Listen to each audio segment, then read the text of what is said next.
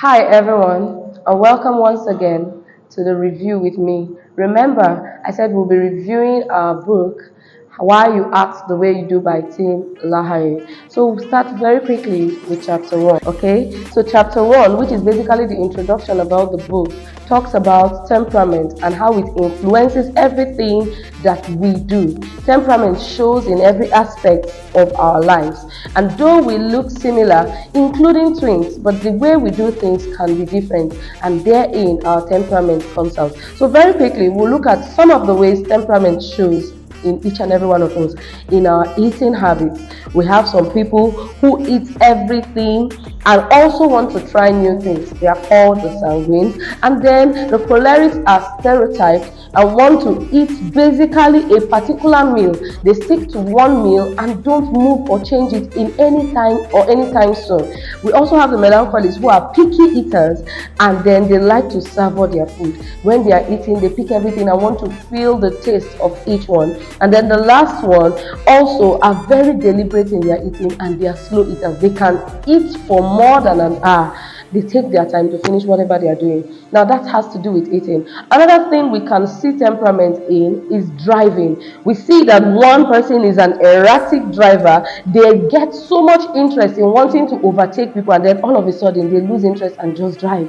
And then the next set of people are furious in their driving. They are so goal oriented and they have a target, so they just drive with so much speed to get to where they are going to. Then we have the careful drivers. These ones will drive, they don't want to get any tickets from the police, they don't want to skip any traffic lights. They are very cautious when driving. And then we have the slowest drivers of all. They can drive at a particular slow limit without changing. So if you want to go out with them, I think you have to dress up very early and leave the house on time. And one other way that temperament shows in our lifestyle is via our communication. So we have some people who are overly expressive and can exaggerate. They exaggerate a lot. I mean, I have an uncle who will tell me, "Where have you been? I've called you, I've given you over 50 missed calls.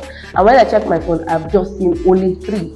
And then we have those who are blunt and very abrupt. They sound rude most times, but they tend to speak their mind.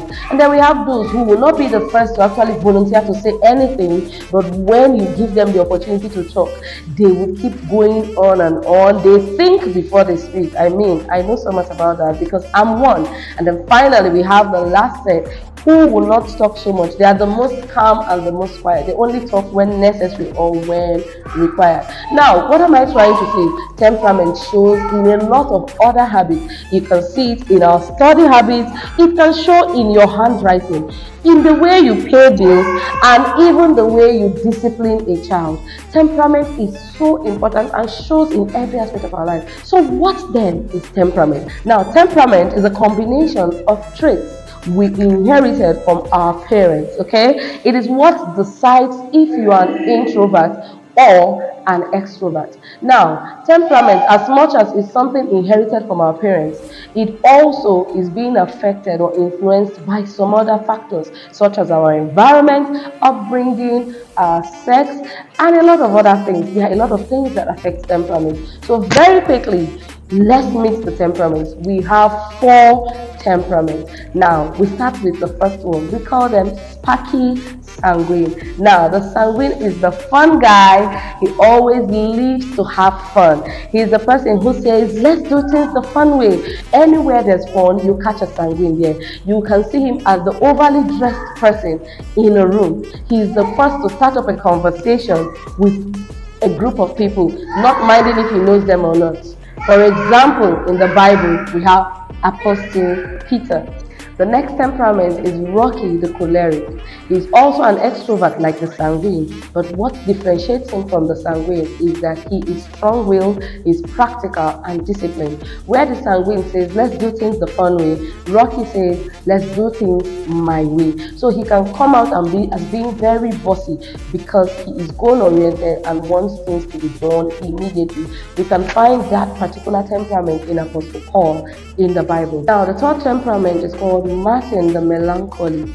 This is the first of the introverted temperaments. For Martin, we find an analytical, self-sacrificing, and gifted perfectionist. He may have mood swings, and also with the motto, let's do things the right way. So he's a pessimist and a perfectionist. He always wants things to be done rightly without any form of mistakes, and that is why he's very analytical. Finally, for temperament, we have Phil the phlegmatic. This is the Mr. Calm, easygoing, and never gets upset easily. So you can find them as mostly a dependable friend. For Phil the phlegmatic, he never shows any hurt on the surface, even when he's being hurt. He's easygoing, friendly, and also has the motto, any way goes or anything goes. So that's the four temperaments. Remember, I said the sanguine goes with the motto, let's do things the fun way. Rocky the choleric goes with the motto, let's do things my way. Martin the melancholy says, let's do things the right way. And then Phil the phlegmatic says, let's do things anyway as long as there is peace. Those are the four temperaments. Now I've got your attention, right? Well, I know you may find yourself in 2 to 3 of these temperaments. Don't worry, take a chill pill. Catch me in our next episode. I'm sure we'll find you.